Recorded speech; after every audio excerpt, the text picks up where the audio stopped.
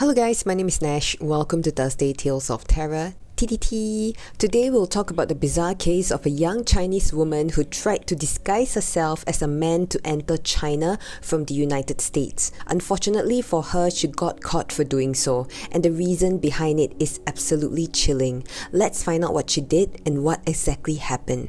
On the 26th of August 2005, the international flight from Chicago to Shanghai, China landed at Pudong Airport. While passengers from the flight were going through the immigration process, there was however one passenger in particular that seemed rather suspicious. He was very thin, short, and was visibly nervous. The name written on the passport was He, and as the officer was going through his passport, the officer realized that the passport had traces of modification, and upon closer inspection, this suspicious man was actually a woman. The officers at the airport immediately detained the woman while waiting for police to arrive. The woman was Chen Danlei. She was a Chinese student studying in the United States. She told the police that she was using her friend's passport, whose name was He, because she had lost her passport. She had no choice as her mother was seriously ill and she needed to return immediately. The police went through their records to check and realized that she was lying. It was a very horrible lie because He was not her friend, but was her husband, and her mother, whom she claimed was seriously ill, had already passed away. At this point, He's parents were informed and they arrived at the airport not long after. He's parents were so worried and they kept asking her, "Where's our son? What happened? Why are you using his passport?" And all she replied was that their son is safe and she refused to answer any other questions. A few days later, on the 30th of August 2005, the police found dismembered body parts in a car that was parked in the hotel car park located at Lafayette, Indiana. The body parts were stored in 4 separate garbage bags. The identity of the deceased was none other than Chen Danlei's husband, He. The authorities tried to contact Chen Danlei but were unsuccessful and realized that she had gone missing. The authorities then relayed the information to China's police force, and that's when Chen Danlei confessed to her crime. A week before she returned to China, Chen Danlei shot her husband He in the back of the head in their apartment in the US. Both of them knew each other while studying in the same school at Tsinghua University before going abroad together. In fact, they got married first in China before going to the US. It was the kind of love that many would envy. They met in school, fell heads over heels with each other, and got married. He even gave up his postgraduate program in Tsinghua University just so that he could be with his wife, who was going to the US to study. So what exactly happened between them for He to be murdered? Chen Danlei was born in 1977 in Sichuan, Chengdu. As a child, she was very smart in her academics, but personality-wise, she was a little introverted and she spent most of her time studying. In high school, many people had the impression that she was a tomboy due to her short hair and the way she was dressed. She was described as small in size, standing at 155 centimeters tall, and was very studious. She wasn't very outgoing, she didn't like participating in activities outside of the school curriculum, and she didn't have many friends, but she was very hardworking when it came to studying. In 1995, Chen Danlei was ranked 5th in the college entrance exam in Sichuan province. She was admitted to Tsinghua University, majoring in chemical engineering. As soon as school started, she was elected as a student leader. Although socializing wasn't her forte, she was still able to talk to people when necessary. But becoming a student leader was difficult for her because she couldn't really connect with most of her classmates, and she had difficulties voicing out, so she quit not long after. In 1998, there was a cute incident that happened during class.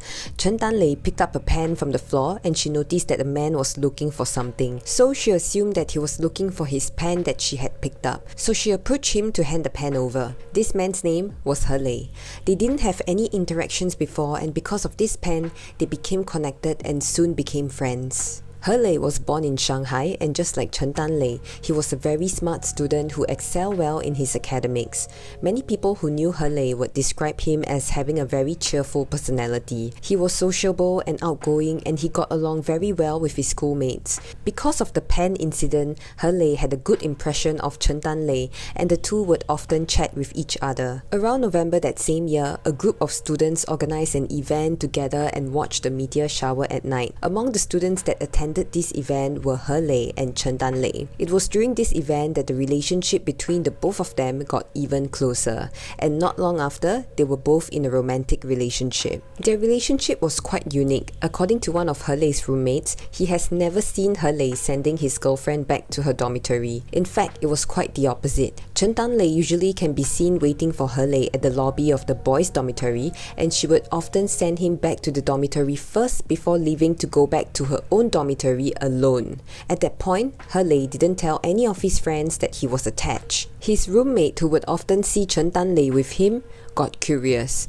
So he would keep asking He Lei, "Is that your girlfriend?" He didn't really give a definite answer, but after much prompting, he finally admitted that Chen Danlei was his girlfriend.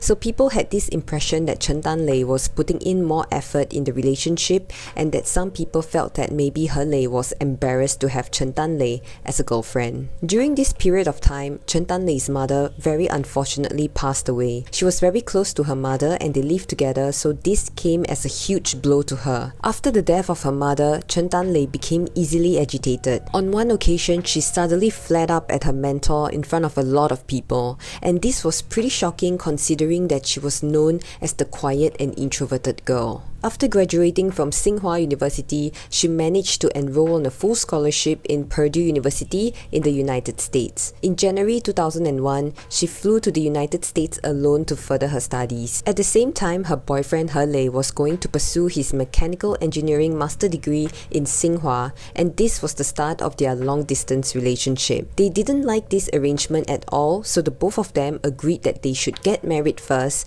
and then He Lei can apply for a visa to the United States as her husband. In May 2001, Chen Danlei returned to China and married He Lei. No wedding ceremony was held as they planned to do it another time, and they only signed the marriage documents. After He Lei finally got his visa, he went to the United States to be with Chen Danlei. At the time, they were residing at Lafayette, Indiana, and most of their living expenses depended on Chen Danlei's scholarship. They were having a great time and they were just really happy living together. He Lei worked really hard and he even managed to replace his existing visa with a student visa. He was also able to obtain a scholarship while studying for a master's degree in mechanical engineering at Purdue University. They depended on each other a lot, but in different forms. For example, Chen Danlei would be the one driving He Lei around. She would mostly be taking care of all the expenses and arrangements. If the car needed repair, she would do it, and when they needed to move, she would do the necessary. So He Lei was pretty much well taken care of. Chen Danlei, on the other hand, depended on her husband for emotional support. I guess by doing all this, she had wanted to feel more appreciation and love from him. But as time passed, things weren't as smooth as before. The differences in their personalities caused them to have some disagreements, which resulted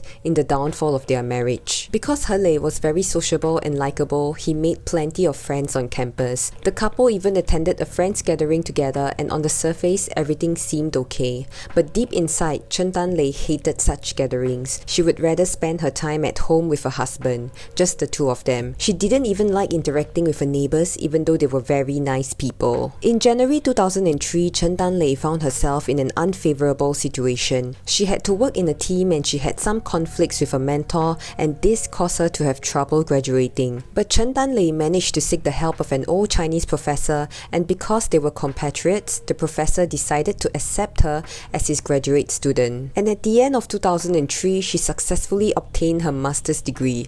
After that, she stayed on to become a research assistant. It wasn't easy for her because she needed to work with people. She just didn't know how to form a good relationship with them, so nobody wanted to work with her. And this brought her a lot of stress and pressure because nobody wanted to cooperate with her. And so, her research work was progressing really slowly. During this time, she would often lose her temper. She had wanted more care and support from her husband He Lei, as he was the only one that she was close to.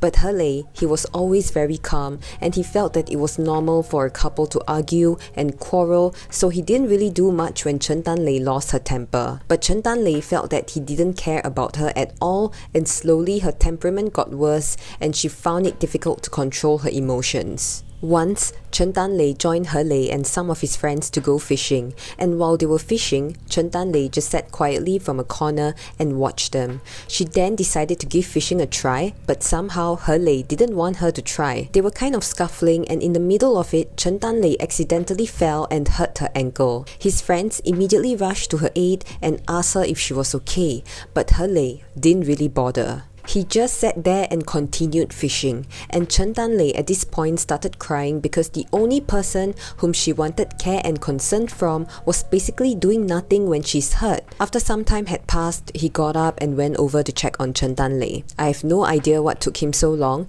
but when he decided to check on her, she gave him a tight slap across the face. This was just one of the many incidents they had, and they would always reconcile no matter what happened. But the problem was they have never really talked to each other about how they felt. They usually patch things up on the basis that life still has to go on, let's not argue any further. But they never really solved the main issue of how Chen Danlei felt neglected and He Lei could have done better as a husband. She didn't apologize for slapping him, and he didn't mention about not making her feel upset in the future. So with these unresolved feelings, the misunderstanding became worse each time they were to argue.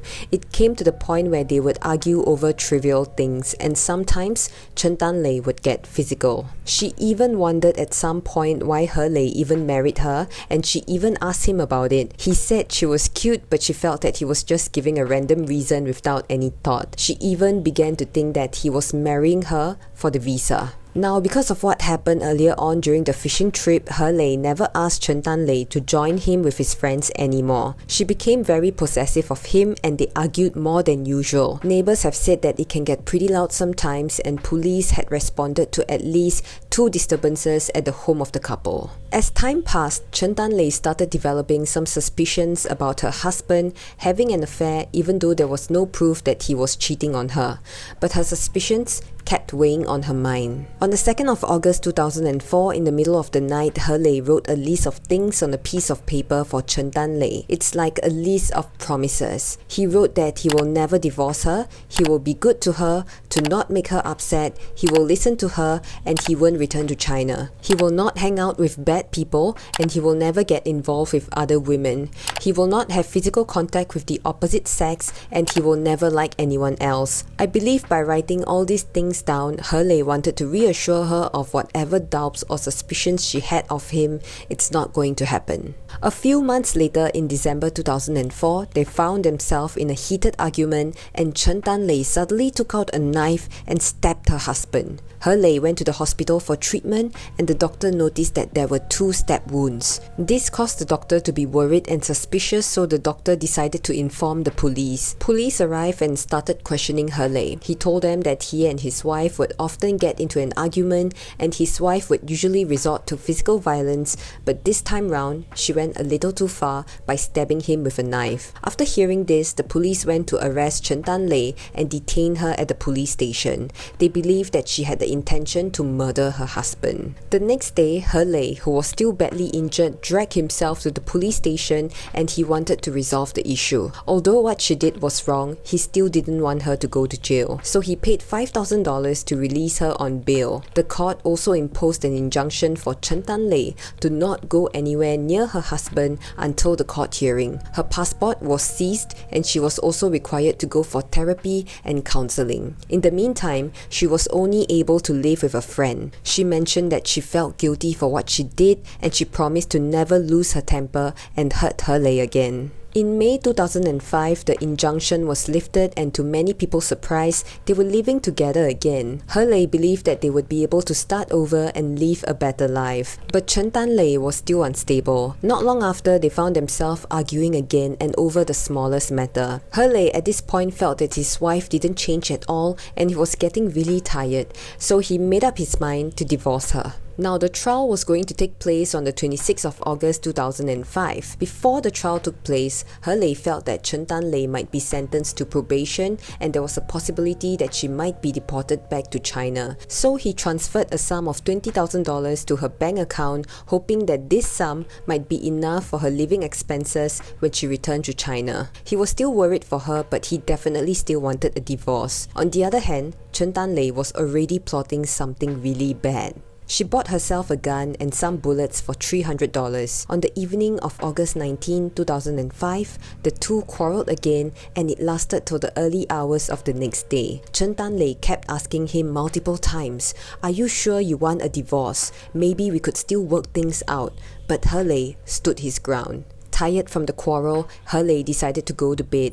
Chen Danlei then took out the gun that she had kept in the bedside table. She pulled the trigger and fired shots at the back of his head. According to Chen Danlei's confession, she was somewhat confused when it happened and she was in a trance. After she shot him, she didn't do anything. His body just lay on the bed in the bedroom. She couldn't process what had just happened and she remained by his side for the next few days. Soon, it became unbearable for her to stay with the body because a stench started developing and so she decided to clean it up. Through illegal means, Chen Danlei managed to find a man named Jack on the internet. She paid him $3,000 to settle the matter. According to her, she left the apartment and Jack did the necessary, so she wasn't involved in the dismembering of her husband's body. Eventually, he was being dismembered and placed into 4 black garbage bags. These bags were placed in the trunk of the car and the car was left in the parking lot. Chen Danlei then started to make her fake passport. She used her own photo but she changed her name to He Lei. On the 25th of August 2005, the day before the trial, Chen Danlei fled back to China. She somehow managed to pass the US custom checkpoint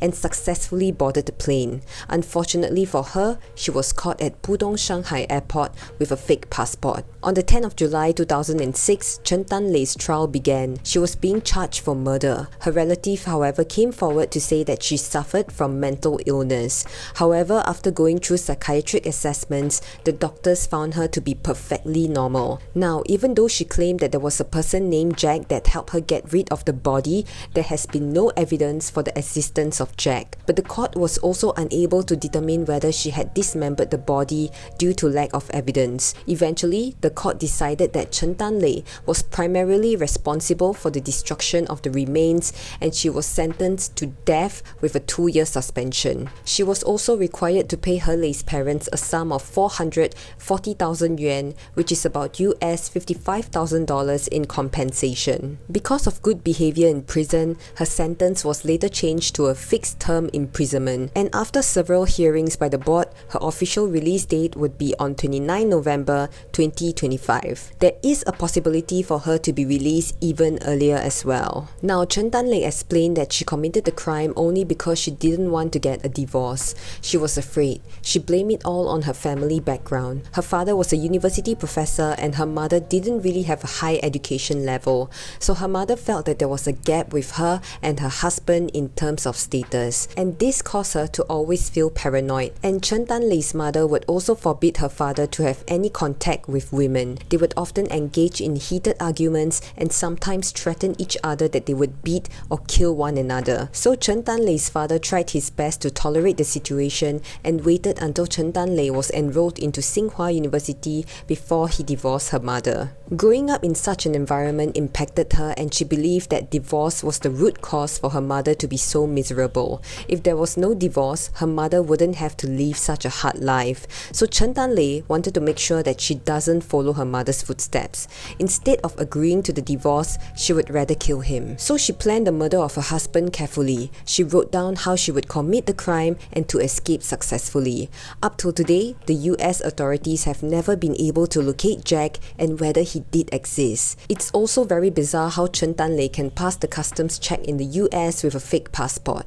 And even when she got caught and was asked about He Lei, she still can claim that he was in a safe place. If she was to successfully make it through China's immigration process, would she have not confessed to her crime at all? And let's say if Jack really doesn't exist, this means that she actually dismembered her husband's body and took care of the disposal. So don't judge a book by its cover. Even though she is small built, she was able to do this all on her own. And we have come to an end for today's case. It just doesn't sit right with me that she would blame her family's upbringing for causing her to do such a horrible crime towards her husband. Let me know what you think about today's case and thank you for staying with me till the end. Stay safe and I hope to see you guys again next Thursday. Please remember to give me a like and consider subscribing to my channel.